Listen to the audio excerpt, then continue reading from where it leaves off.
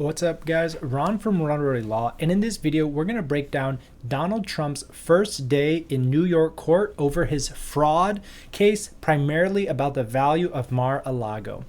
Now, if you subscribe to this channel, you know that I'm no stranger to Trump. I talk a lot about what he is being prosecuted for.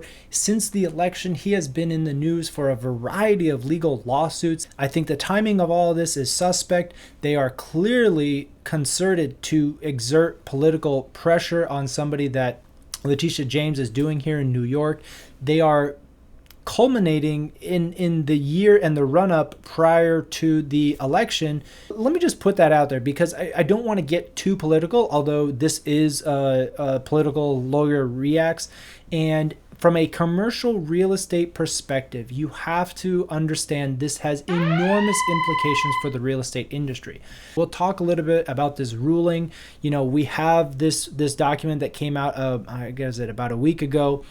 And he ruled that there was a concern about fraud. The statements or the representations of the value in Mar-a-Lago that Trump ratified, or he is the one that caused to be transmitted, caused to be produced through his agents, through this, very standard report about the value of his real property assets.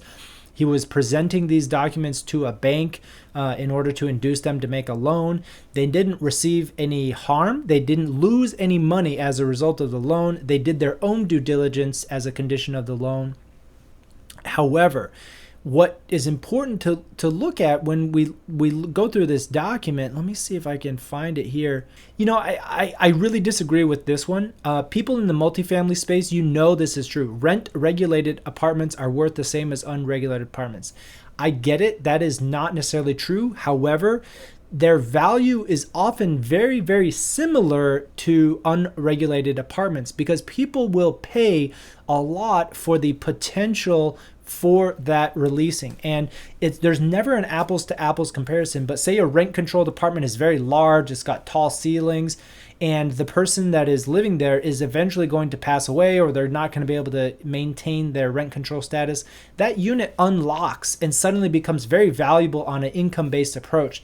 New apartments or market rate apartments are not going to have those similar features.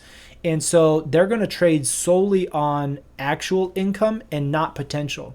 So to try to break this down, you are either valuing a property based on past performance, which is historical data, or you're valuing a property versus future potential. And people actually do pay for future potential. Just look at land.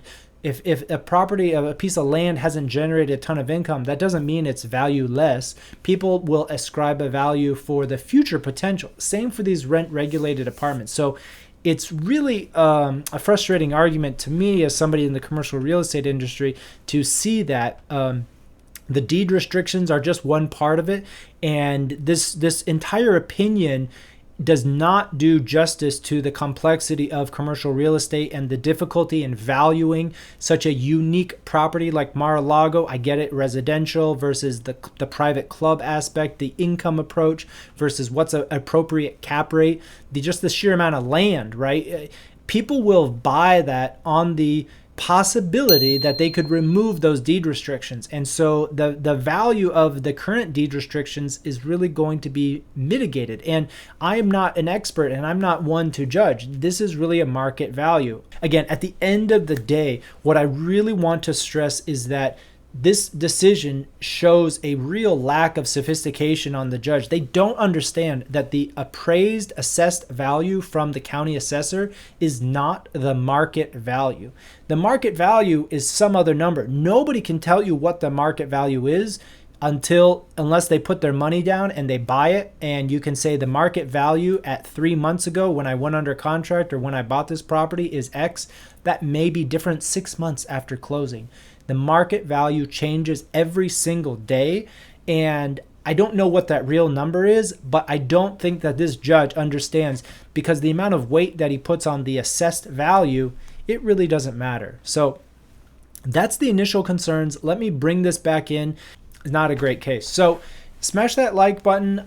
Subscribe if you want more Trump lawyer reacts, because Trump loves real estate. He made a bunch of his money in real estate.